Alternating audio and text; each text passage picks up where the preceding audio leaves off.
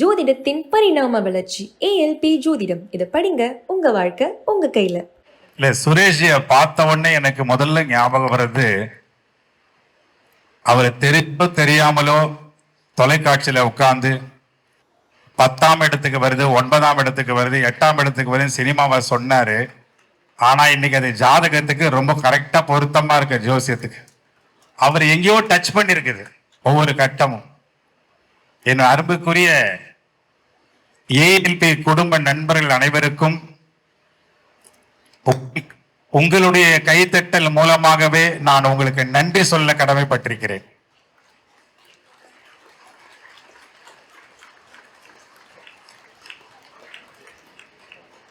கடைசியா போட்ட பாடல், இப்பொழுது போட்ட பாடல் நன்றி பாவத்தோட வந்துச்சு. நான் இந்த மேடையை நன்றிக்குரிய மேடையா நான் இப்போ பயன்படுத்திக்கிறேன். என்னுடைய முதல் நன்றி யாருக்கு சொல்வேன்னா, அப்பா அம்மாவுக்கு அதை விட்டுருங்க, அதை நம்ம வாழ்நாள் நன்றி சொல்லி ஆகணும். ஆனா அந்த ஏஎல்பி அப்படிங்கிற இந்த காரணம் அமைஞ்சதுக்கு முதல் நன்றி என்னுடைய இளைய சகோதரி டாக்டர் இளவரசி அவர்களுக்கு. உங்களுடைய பலத்த கைத்தட்டல் மூலம், பலமா கைத்தட்டினா நல்லா இருக்க, உடல் ஆரோக்கியமா இருக்குன்னு ப்ரூவ் பண்ணிக்கிட்டே வரீங்க. இந்த நிகழ்ச்சி முடியறதுக்குள்ள நீங்க 2019 தடவை கை தட்டி இருந்தீங்கன்னா உங்களுக்கு ஆயுள் ரேகையில பிரச்சனையே இல்லைங்கிறத சில அறிஞர்கள் சொல்லி கேள்விப்பட்டேன். இப்ப கை தட்டுங்க பார்க்கலாம். இந்த நன்றி யாருக்குன்னா, நான் முதல்ல சொல்றது நன்றி என் தங்கைக்கு சொல்லிட்டேன். ஏன் சொன்னேன் அப்படின்னா, இன்னைக்கு நான் மேடையில நிக்கிறேன் அப்படின்னா, என்னை பற்றி அறிமுகப்படுத்தும் போது என் நண்பர் சொன்னாரு, நடிகர் தாமு, மாணவர் தலை, அதெல்லாம் வேற. ஆனா இங்க நான் ஒரு மாணவனா அவங்க முன்னாடி நிக்கிறேங்கிறது தான் எனக்கு மிகப்பெரிய பெருமை.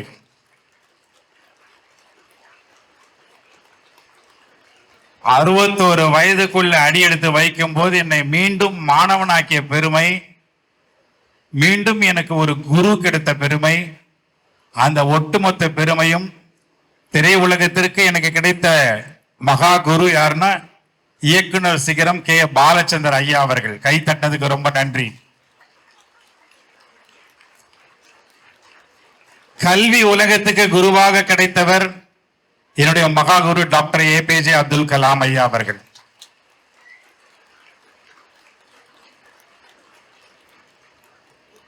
அதுக்கு அடுத்தபடியா ஒட்டுமொத்த வாழ்க்கையும் கட்டம் கட்டியாச்சுரா தம்பி, கட்ட பஞ்சாயத்து நடக்குதுரா தம்பி,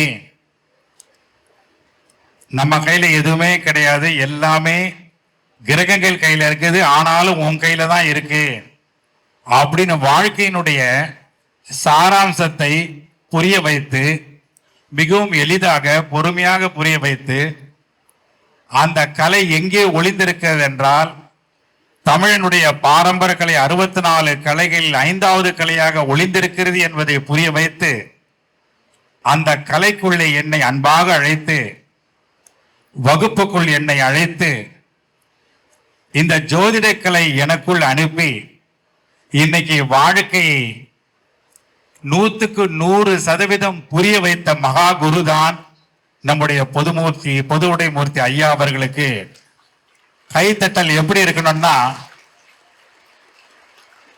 இந்த மாதிரி பொதுவான கைத்தட்டலா இருக்கக்கூடாது. உண்மையிலே நாம் நன்றி உள்ளவர்களாக இருந்தால் எல்லோரும் எழுந்து நின்று கையை உயர்த்தி அவருக்கு தட்டி அவருக்கு அதை சமர்ப்பிப்போம்.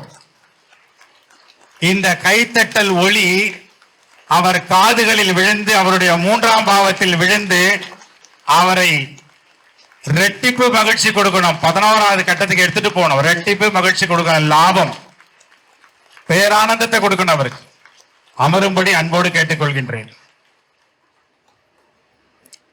சந்தோஷப்படுத்தணும். தான் உணர்ந்ததை மற்றவர்களுக்கு உணர்த்த வேண்டும் என்ற உயர்ந்த ஞானத்தை தந்திருக்கிறார். அதனால ஒரே வரியில முடிக்கணும்னா, இன்னைக்கு இந்த ஜோதிட கலையில் நான் ஒரு எல்கேஜி தான். ஆனா ஜாலியா இருக்குங்க. உண்மையிலேயே சொல்றேன், எதை பார்த்தாலும் கட்டமா தெரியுது. ஏன் கேக்குறீங்க? இந்த பாருங்க, ஜன்னலை பார்த்தா மேஷம் அங்க இருக்கு, இந்த மூலையில போனா அந்த பக்கம் மீனம் இருக்கு, இந்த பக்கம் வந்தா மிதுனம் இருக்கு. எதை பார்த்தாலும் கட்டமா தெரியுது. இந்த கேமரா பார்த்தாலும் ஒரு கட்டம் தான் தெரியுது முன்னாடி, வியூ பாயிண்டரை பார்த்தா. அவ்வளவே நம்ம நீல்கருவளி ஐயா பெட்ஷீட்லயும் கட்ட கட்டமா இருக்கு. அதான் ஆச்சரியம். புரிஞ்சிருந்தா கை தட்டி இருப்பீங்க எல்லாரும். நான் பேசுறேன் பாருங்க, எனக்கு பின்னாடியும் கட்டம் தான். இந்த பால்கனியில உட்கார்ந்து இருக்காங்க பாருங்க முன்னாடி, அதுவும் கட்டம் தான். அப்பதான் தெரியுது லைஃப்ல கட்டம் கட்டி அடிக்கிறானுங்கப்பா அப்படின்னு. கேட்டதெல்லாம் உண்மை. புரிஞ்சிருந்தா என்ன பண்ணிருப்பீங்க நேரம். கட்ட பஞ்சாயத்து இது இல்ல, அங்க ஒண்ணு நடக்குது, கட்ட பஞ்சாயத்து. என் அருமைக்குரிய ஏஎல்பி குடும்ப நண்பர்களே, நீங்கள் பாக்கியசாலிகள், பாக்கியம் பெற்றவர்கள். இல்லைன்னா அந்த குடும்பத்துக்குள்ள வர முடியாது. உங்களை பத்தி தான் சொல்ற போது எப்படி கை தட்டணும். அடுத்தவனுக்கு கை தட்டிய ஓஞ்சது போதும், உங்களுக்கு தட்டுங்க. முதல்ல ஜாதகர் தன்னை உயர்த்தி கொள்ள வேண்டும். எப்ப பார்த்தாலும் தாழ்த்திக்கிறது, எனக்கு என்ன பண்றதே தெரியல, ஒண்ணுமே புரியல, அதனால ஒண்ணு மேல வந்து நிக்கிறேன் எல்லாரும். இன்னைக்கு ஏதாவது புரியணுங்கிறதுக்கு தான். இந்த மேடையில் இருக்கின்ற அத்தனை பெரியவர்களுக்கு ஒரு கைத்தட்டல் கொடுங்க.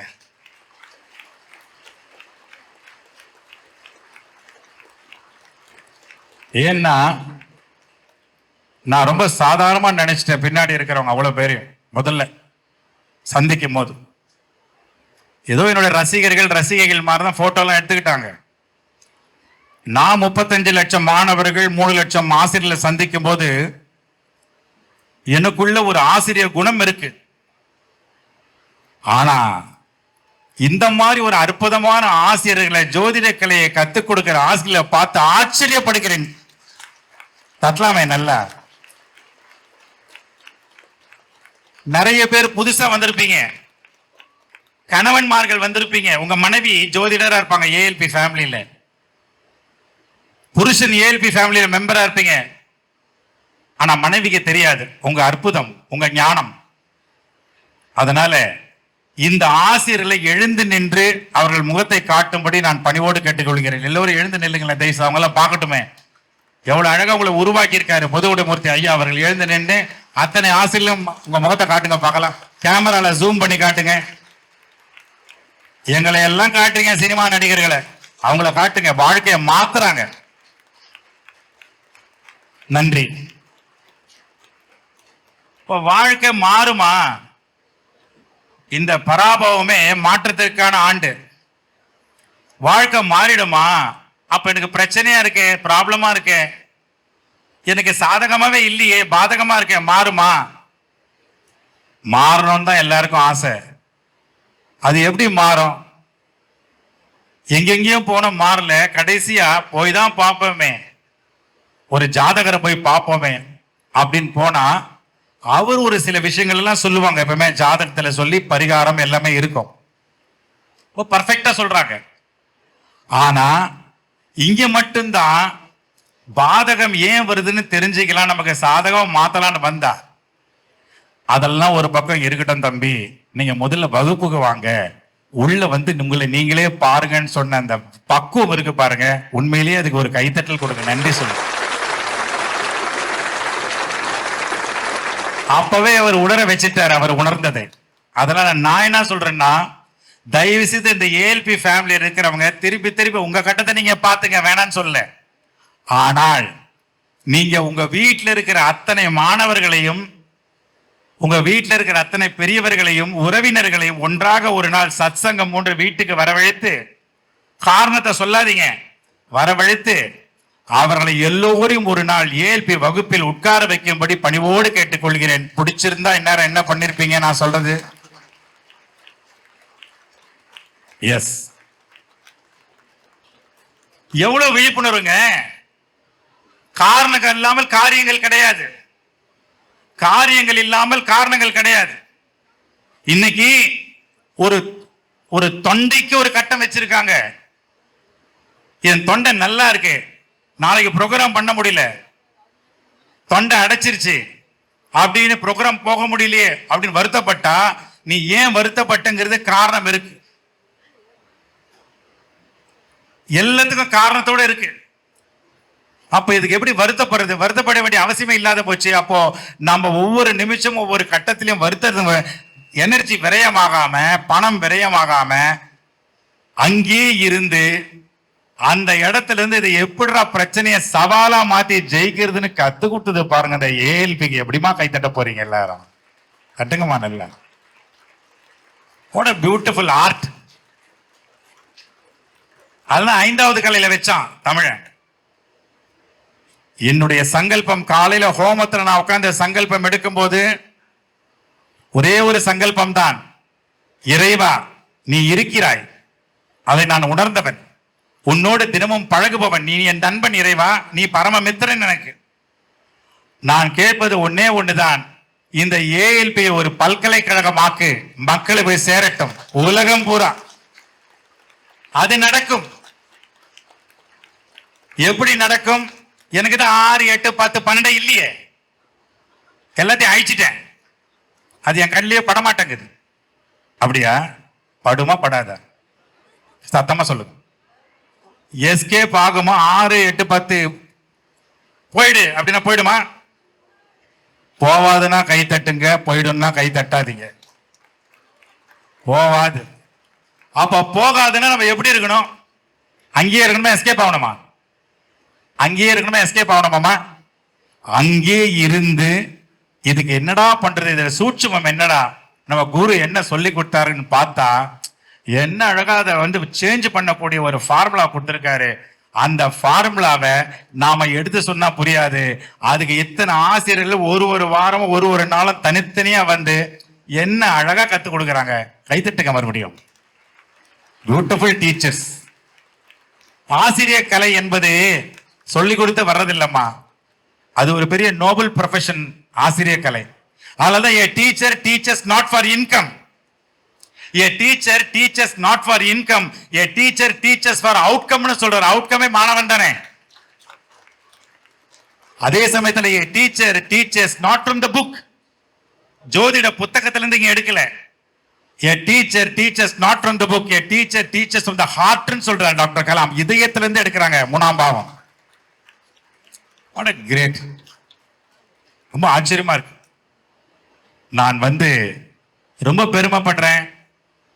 நீங்க எல்லாரும் உங்கள் வீட்டில் இருக்கிற குழந்தைகளை தயவு செய்து ஏஎல்பி பல்கலைக்கழகத்துக்குள்ள கொண்டு வாங்க.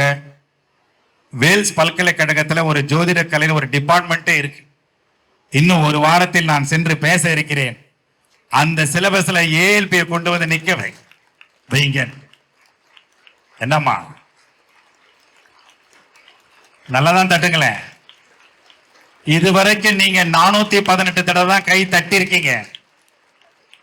நிகழ்ச்சி முடியறதுக்குள்ள குறைஞ்சபட்சம் 1000 தடவையாவது கை தட்டிங்கன்னா 10ஆம் பாவத்துல மாமியார் பிரச்சனையே வராது. உணர்ந்திருந்தா கை தட்டுங்க, எல்லாம் தட்டாதீங்க.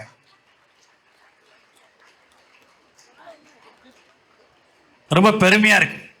காலையில் கூட என் மனைவி கிட்ட இந்த மாதிரி நான் ஹோமத்துக்கு போறேன்னு சொல்லிட்டு போனேன். நல்லபடியா தான் வழி அனுப்புவான் தான் பார்த்தேன். போங்க போங்க. வந்தேன், உட்கார்ந்தேன், பின்னாடி அந்த சேர்ல தான் உட்கார்ந்தேன். குருநாதர் வந்தாரு. என்ன மேஜிக் நடந்ததோ தெரியல. திடீர்னு பார்த்தோன்னா ஹோமத்துக்கு முன்னாடி இன்னமும் ஹோமத்துக்கு சிறப்பு விருந்தினராக வந்தா மாதிரி உட்கார வச்சிருச்சு. அது எந்த கட்டத்தில் இருக்குன்னு எனக்கு தெரியாது. ஆனா முன்னாடி உட்கார்ந்த அந்த ஹோமத்துக்கு அதிபதி மாதிரி உட்கார்ந்தேன். எவ்வளவு பெரிய பாக்கியம் இல்லை. எப்படி அந்த பாக்கியம் கிடைச்சதுன்னு பார்த்தா, காலையில எங்க அப்பா கிட்ட ஆசீர்வாதம் வாங்கிட்டு அவர் கையால ஒரு 100 ரூபாய் வாங்கிட்டு தான் வந்தேன். அப்பதான் புரியுது, அப்பாவுடைய அருள் பேருள் இருந்தால் அது உண்மையிலேயே பாக்கியத்தை அருளி கொடுக்கிறது என்பது இன்னைக்கு காலையில கண்டுபிடிச்சாங்க. காலையில கண்டுபிடிச்சேன். அப்ப உறவு முறைகள் நம்முடைய ஜாதகத்துல ஜோதிடத்துல உறவு முறைகளுக்கு எவ்வளவு இம்பார்ட்டன்ஸ், எவ்வளவு முக்கியத்துவம் கொடுத்திருக்காங்க.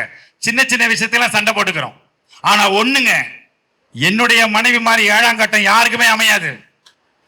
பொறாமையில பிடிச்சிருக்கீங்க, இல்லைன்னா கை தட்டிருப்பீங்க எல்லாரும். யாருக்கும் அமையாது. ஏன்னா என் ஒய்ஃப் தான் எல்லாம் பாப்பா.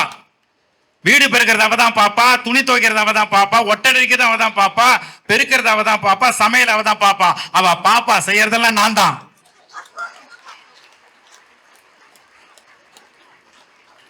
நல்ல பாப்பா 7ஆம் கட்டத்துல உட்கார்ந்து விதவிதமா. அப்பதான் வெறும் பாக்குறாலே நம்ம இவ்வளவு வேலை செய்யறோம் பார்த்தா, நான் உட்கார்ந்து இருக்கிற வீடு வேற வீடு. ஒரே வீடு தான், தப்பா நினைக்காதீங்க. என் அருமைக்குரிய பெற்றோர்களே, விரயம் எப்படி வேணா வரும். அதனாலதான் இப்ப நான் ஒரு முடிவு பண்ணிட்டேன். நம்ம கையில எதுவும் இல்லைன்னு நினைக்க கூடாது. நம்ம வாழ்க்கை நம்ம கையில தான் இருக்கு, தெரிஞ்சு போச்சு. அதனால வாழ்க்கையில ரெண்டு சவுண்டு தான். ஏஎல்பிக்குள்ள வந்து 2 சவுண்டை கண்டுபிடிக்கிறேன். நான் மிமிக்கிரில ஏகப்பட்ட சவுண்டு பண்ணுவேன், அது வேற. ஒரு ஹெலிகாப்டர் பண்றேன்னா அது எங்க வருது, தொண்டையிலிருந்து வருதுன்னு தெரியும். இப்ப நான் உங்களை கேட்கறேன் பாருங்க, தொண்டை எந்த பாவத்துல எந்த கட்டத்துல வருதுமா? தொண்டை சொல்லுங்க பார்க்கலாம். யாரு 3ன்னது? இஎன்டியா? கை தட்டுங்க. அவங்களுக்கு சந்தேகமா இருக்கக்கூடாது. இயர், நோஸ், த்ரோட் அதுவே 3 தான்மா. நல்லா கை தட்டுக்கம்மா எல்லாம். இந்த மாதிரி மெடிக்கல் மேட்டர் யாராவது சொல்ல முடியுமா? அது ஜாதகம் சொல்ல வைக்கிது பாருங்க, எவ்வளவு அழகா. நேத்து ஒரு டாக்டர் பேசுறாரு, அவருக்கு ஜோதிட கலை தெரிஞ்ச டாக்டர். அவர் சொல்றாரு, எனக்கு ஈஸியா இருக்குது இப்போ இந்த பேஷண்ட்டுக்கு ஆபரேஷன் எந்த டைமுக்கு பண்ணலாம், எப்ப தொடலாங்கிறது எனக்கு ஈஸியா இருக்குதுன்னு சொல்றாருன்னா, அப்ப எவ்வளவு அழகா கண்டுபிடிச்சு கொடுத்துட்டு போயிருக்காங்க அந்த முதியோர்கள்லாம். கை தட்டலாமே, தப்பு இல்லையே. சும்மா இதெல்லாம் மூட நம்பிக்கைகள் அப்படிலாம் சொல்லி யாரும் தள்ளி போட்ட முடியாது, கடந்து போயிட முடியாது.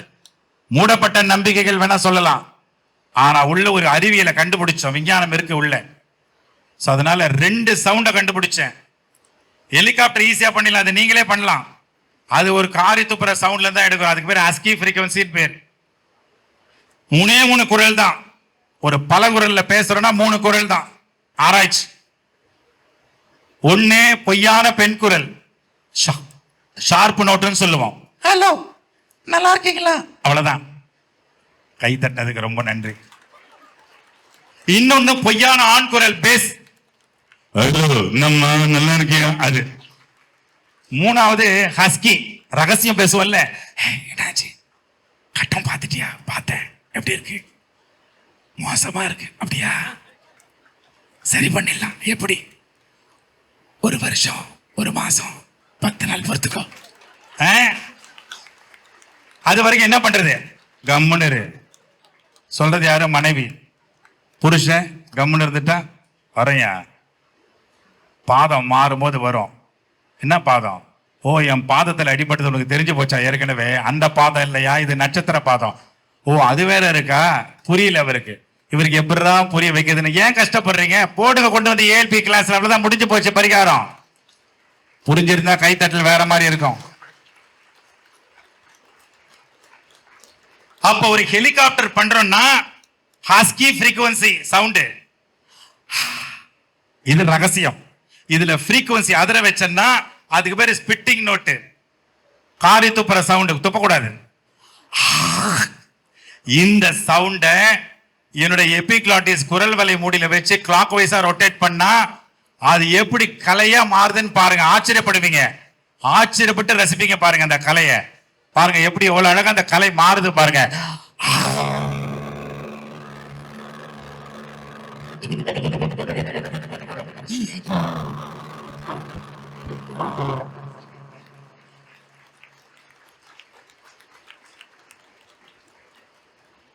எத்தனை பேருக்கு ஆச்சரியமா இருக்குது? கை தூக்குங்க. கை தூக்க முடியலன்னா உங்களுக்கு ப்ராப்ளம் எந்த கட்டத்தில் இருக்கு? நீங்க தான் முடிவு பண்ணணும். ஒரு ஏரோப்ளேனை டேக் ஆஃப் பண்றேன்னா 4 இன்ஜின் தேவை. 1 டாக்ஸி இன்ஜின், தரையில போகணும் ஃபிளைட். 2வது டேக் ஆஃப் இன்ஜின். 3வது ஃபிளையிங் இன்ஜின். 4வது லேண்டிங் இன்ஜின். 5 இன்ஜின், 4 இன்ஜின் தேவை. ஆனா தாமு சார், ஏஎல்பி மாணவன் தாமு சார் ஏரோப்ளேனை வாயால டேக் ஆஃப் பண்ணோம்னா 2ஆம் கட்டம் ஒழுங்கா இருக்கணும், வாய் ஒழுங்கா இருக்கணும். டேக் ஆஃப் பண்ணோம்னா 4 உறுப்பு முக்கியம். 1 கல்லீரல். நிறைய பேருக்கு கல்லீரல் எங்க இருக்குன்னே தெரியல. ஆனா ஏஎல்பி மாணவனுக்கு கல்லீரல் எங்க இருக்குன்னு தெரிஞ்சாகணும். நான் சொல்றது புரிஞ்சிருந்தா, ஒத்துக்கிட்டு இருந்தா இந்நேரம். அப்ப எல்லாரும் கையை நீட்டுங்க பார்க்கலாம். எல்லாரும் இந்த இடத்துல கை வைங்க. கடைசி விலா எலும்புக்கு இங்க வைங்க பார்க்கலாம். இப்ப சொல்லுங்க, இந்த பகுதி எத்தனாம் கட்டம்? நல்ல சத்தமா சொல்ல. என்னமா வெக்கம்? 5 6 5 மேல் வயிறா? கல்லீரல் எங்க இருக்கு? மேல் வயிறுல. கைத்தட்டுங்க அவங்களுக்கு. 500 வேலை செய்யுதுமா. உழைப்பாளி 500 வேலை செய்த இந்த உழைப்பாளி. இந்த உழைப்பாளர் தினத்துக்கு முதல்ல கல்லீரலுக்கு கைத்தட்டுக்கு எல்லாரும். நான் உழைக்கிறேன், என்னுடைய உழைப்பு என்ன உழைப்பு அது உழைக்குது இங்க உட்காந்துக்கிட்டு. அதை உழைக்க விடுறதில்லை. நைட்ல தூங்குறதே கிடையாது. தூக்கம் போச்சுன்னா போச்சு கல்லீரல். இப்போ ஃப்ளைட்டை டேக் ஆஃப் பண்றேன், எங்க முகம் அஷ்ட கோணலுக்கு மாறும். டிவியில காட்டிடாதீங்கப்பா, க்ளோஸ் அப் காட்டிடாதீங்க. எவ்வளவு கஷ்டப்பட்டு பண்றேன்னு பாருங்க. அதுக்கப்புறம் இந்த 2 சவுண்ட் பண்றேன். இந்த மிமிக்ரி பண்றதுக்கு ஒவ்வொரு நாளும் பயிற்சி எடுக்கிறோம், சும்மா இல்லை. அப்பதான் எங்க அப்பா சொன்னாரு, டேய் நீ இந்த கலையில சாம்பியன் ஆகணும்னா 2 கிங் எடுத்து வெளியில வைனார். 2 கிங் எடுத்து வெளியில வச்சதுனால இந்த மிமிக்ரில இன்னைக்கு 5 சாம்பியன்ல நான் ஒரு சாம்பியனா ஜொலிக்கிறேன்னா அதுக்கு காரணம் அந்த 2 கிங் எடுத்து வெளியில வச்சேன். எங்க அப்பா பேச்ச கேட்டேன், அது ஒரு பாக்கியம். அந்த 2 கிங் யாருன்னு அப்புறம் சொல்றேன். அந்த 2 சவுண்ட் என்னன்னு அப்புறம் சொல்றேன். இப்ப எப்படி ஏரோப்ளேன் டேக் ஆஃப் பண்றேன்னு பாருங்க.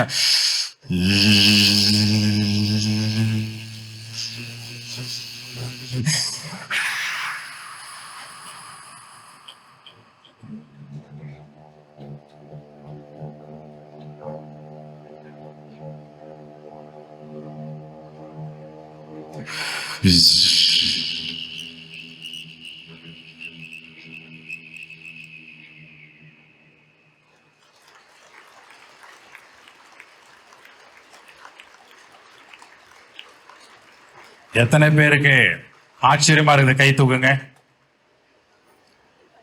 ஏன் ஆச்சரியமா இருக்கு சொல்லுங்க பார்க்கலாம். நான் புட்ட குரலை, இந்த பல குரல்ல நீங்க அங்கிருந்து என்ன பண்ணீங்க? காதால கேட்டீங்க. காது எத்தனாவது பாவம்? அப்ப கம்யூனிகேட் ஆச்சா இல்லையா? அப்ப கம்யூனிகேஷனுக்கு கைத்தட்டுங்க அம்மா. எவ்வளவு ஆரோக்கியமா இருக்கிறீங்க தெரியுமா அம்மா?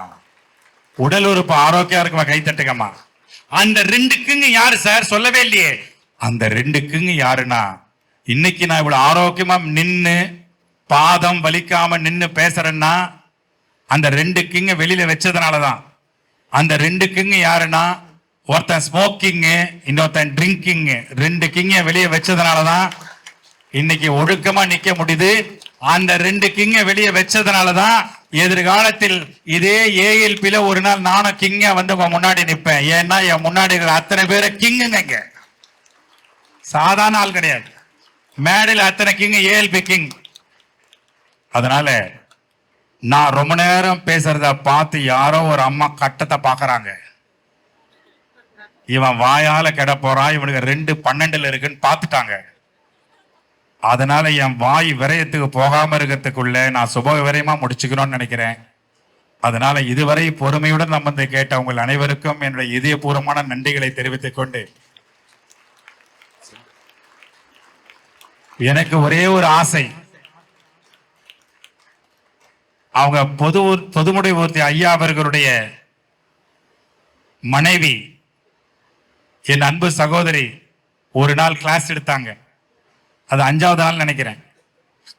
அவங்க கிளாஸ் எடுக்கும் போது பெற்றோர்களை பத்தி எடுத்தாங்க. அந்த பெற்றோர்களை பத்தி அவங்க கிளாஸ் எடுக்கும் போது, கலாம் சார் இன்னைக்கு உயிரோடு இல்லாம போயிட்டாருன்னு நினைச்சா, இருந்திருந்தாருன்னா அந்த வீடியோ அவருக்கு போட்டு காமிச்சதுன்னா அவர் வீடு தேடி வந்து பாராட்டியிருப்பார். அவ்வளவு அற்புதமா அழகா. Beautiful teacher. எப்படி இவங்க அழகா பேசுறான்னு பார்த்தா நிஜமாலுமே டீச்சரு. கை தட்டுங்க அதுக்கு முதல்ல. எப்படி இத்தனை டீச்சரை உருவாக்குற ஆச்சரியப்பட்டா, அவரும் டீச்சரு, மகா குருவும் டீச்சர் தான், ஏஎல்பி குருவும் டீச்சரு, எல்லாம் பிஎட். நான் கிடையாது. அது பிஎட்னா அது ஒரு தனி கலை. அதனால நாங்கெல்லாம் மோட்டிவேட்டர்ஸ். டீச்சர் கிட்ட எப்படி மாணவனை சேர்த்து வைக்கிறதுங்கிறத நிபுணர்கள். அது கலாம் ஐயா கொடுத்த ஒரு பொக்கிஷம், அவர் கொடுத்த கிஃப்ட் அது. ஸோ இந்த சமயத்தில் நாம எல்லாரும் கையை உயர்த்தி நம்முடைய பெற்றோர்களுக்கு ஒரு கைத்தட்டல் கொடுத்து, அவங்க உயிருடன் இருந்தாலும் உடலாக உயிருடன் இல்லாமல் இருந்தாலும் கை தட்டுவோம்.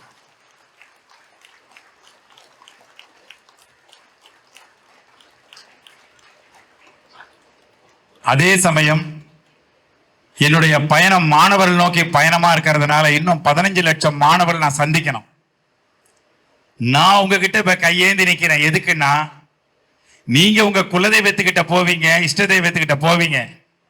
போகும்போது எங்க குடும்பத்துல தாமு சார் வந்துட்டாரு, அவர் 50 லட்சம் மாணவர்களை சந்திக்கணுமா, 35 லட்சம் மாணவர்களை சந்திச்சு முடிச்சிட்டாரு. கலாம் ஐயாவுடைய சங்கல்பம், நான் 15 லட்சம் மாணவர் இன்னும் சந்திச்சே ஆகணும். அதுக்கப்புறம் தான் நான் சினிமாக்குள்ள வர முடியும். சினிமாக்குள்ள வந்தாதான் எனக்கு வருமானம், சினிமாக்குள்ள வந்தாதான் என்னுடைய பொருளாதார வளர்ச்சி. அதனால அட்சய லக்ன பத்ததியில அட்சயம் வளர்ந்து கொண்டே வருகிறது. இந்த நம்பிக்கையில் இருக்கும் பொழுது நீங்க பிரேயர் பண்ணா, ஏஎல்பி ஃபேமிலி கூட்டு பிரார்த்தனை பண்ணீங்கன்னா, யாருக்காக, எனக்காக தான் சொல்றேன். நீங்க அந்த பட்டியல்ல, பிரார்த்தனை பட்டியல் என்ன சேர்த்துக்கிட்டீங்கன்னா, உங்களுடைய பாவம், உங்களுடைய பலம், பிரார்த்தனை பலம் எவ்வளவு சிறந்தது என்பதை கண்டுபிடித்து விட்ட காரணத்தினால் நான் சொல்றேன், இனிமேல் 50 லட்சம் மாணவர்கள் நாங்கள் சீக்கிரம் முடிக்க வேண்டும் என்று நீங்கள் பிரார்த்தனை செய்யுமாறு உங்களுடைய அன்போடு கேட்டுக்கொள்கிறேன். இது என்னுடைய வேண்டுகோள். சொல்றேன், எனக்காக கொஞ்சம் பிரார்த்தனை பண்ணிக்கப்பா அந்த மாதிரி. ஏன்னா கூட்டமா இருக்கீங்க. இன்னொன்னு, இது ஒரு தெய்வீக கூட்டம், டிவைன் ஃபேமிலி. மேல இருக்கிறவங்களை சரி, கீழே இருக்கிற டிவைன் ஃபேமிலி. அதே சமயம் இந்த 2 பாடல்கள் கேட்டேன். இந்த 2 பாடல்கள்ல அட்சய லக்ன பத்ததியை கொண்டாடுவோம் என்ற வரி வந்தது. அந்த வரிக்காக ஒரு தடவை கை தட்டுங்க. கொண்டாடணும். தயவுசெய்து செலிப்ரேட் பண்ணுங்க. 6ல இருந்தா 8ல இருந்தா 10ல இருந்தா 11ல இருந்தா என்னப்பா, செலிப்ரேட் பண்ணுங்கப்பா. எதுல இருந்தா என்னப்பா, இப்ப வேற 10ஆம் வகுப்பு போர்டு எக்ஸாம். 10ஆம் வகுப்பு மாணவர்கள் வந்தாலே பயமுறுத்திடும் எல்லாம். நான் 10ஆம் கட்டத்தில் இருக்கிற மாதிரி அதே புத்தி வருது எல்லாருக்கும். 12th வந்து அதை விட மோசம். தயவு செய்து மாணவர்களை பயமுறுத்தாதீங்க ப்ளீஸ். உங்க வீட்டு குழந்தைகளை பயமுறுத்தாதீங்க. தேர்வை கொண்டாட வைங்க. அட்சய லக்ன பத்ததியை கொண்டாடுகின்ற பாவம் நம்மளுக்கு வந்துட்டாலே அவன் மாணவ செல்வங்கள் தேர்வை கொண்டாட வைக்கணும், செலிப்ரேட் பண்ணணும். நான் உங்ககிட்ட கேட்டுக்கிறேன். புரிஞ்சிருந்தா கை தட்டிருப்பீங்க எல்லாரும். வால்யூம் ஏத்துப்பா. சோ அதனால நமக்கு ஆரோக்கியம் முக்கியம். அது தீரக்கூடிய நோயோ இல்ல தீரக்கூடிய வம்போ தீரக்கூடிய பிரச்சனையோ நம்ம 8க்கு போக வேண்டாம், அது விட்டுருங்க, அது வேற கணக்கு. தயவுசெய்து சொல்றேன், நம்முடைய மேல் வயிறையும் அடி வயிறையும் ஜாக்கிரதையா பார்த்துக்கணும். கடத்துல இருக்குதோ இல்லையோ, அது இல்லை நம்ம வாழ முடியாது. தயவுசெய்து சாப்பிடும் போது கவனமா சாப்பிடுங்க. அதனால டாக்டர் கலாம் அழகா சொல்றாரு, EAT ஈட்னா எக்ஸ்பீரியன்ஸ் ஆல் டேஸ்டஸ் அர்த்தமா. டேஸ்டை எக்ஸ்பீரியன்ஸ் பண்ணுங்கன்னு சொல்றாரு, வாழ்க்கையை எக்ஸ்பீரியன்ஸ் பண்ண சொல்ற மாதிரி. ஆனா ருசிக்கிறதே இல்லையம்மா. காலையில சாம்பார் போட்டாரு, இட்லிக்கு சாம்பார், கை தட்டுங்க அந்த மனுஷனுக்கு முதல்ல. அன்னமய கோஷா, என்ன டேஸ்ட், கை, அதெல்லாம் என்கரேஜ் பண்ணணும், நன்றி சொல்லணும். என் அன்புக்குரிய ஏஎல்பி நண்பர்களே, குடும்ப உறுப்பினர்களே, மத்தியானம் சாப்பிடும் போது தயவு செய்து உணவை பாருங்க. மேடையில் இருக்கிறவங்களுக்கு கூட நான் சொல்றேன், என்னுடைய சகோதரத்துவமா, சாப்பிடுறதுல கவனமே இல்லை. அந்த சாப்பிடும் போது எங்கேயோ விவசாயி உழைச்சி நமக்கு கொடுத்து, அது சமையல் ரூமுக்கு போய் டாக்ஸிகாலஜி டிபார்ட்மெண்ட், சமையல் ரூம் வந்து ஒரு டாக்ஸிகாலஜி டிபார்ட்மெண்ட், அங்க இருக்கிற கழிவுகள் எல்லாம் நீக்கி அழகா சமைச்சு அக்னி பகவானோட உதவியோடு அதை கொதிக்க வச்சு எல்லாம் பண்ணி சமைச்சு கைக்கு வந்ததுக்கு அப்புறம் 6 சுவையோட வந்ததுக்கு அப்புறம் அதை அழகா ருசி சாப்பிட வேணாமா? அந்த டைம்ல மொபைல் போனை கையில வச்சுக்கிட்டு இதை மிஸ் பண்றீங்களே. ஏஎல்பி ஃபேமிலி அதை பண்ணீங்கன்னா நீங்க ஏஎல்பி ஃபேமிலில இருந்து வெளியில போயிட்டீங்கிறது அர்த்தம். அப்படிலாம் நடக்காது தாமு சார். அப்படி நடக்க விட மாட்டோம்னா இந்நேரம் என்ன பண்ணிருப்பீங்க எல்லாரும்? 3ஆம் பாவத்தை இயக்குங்க.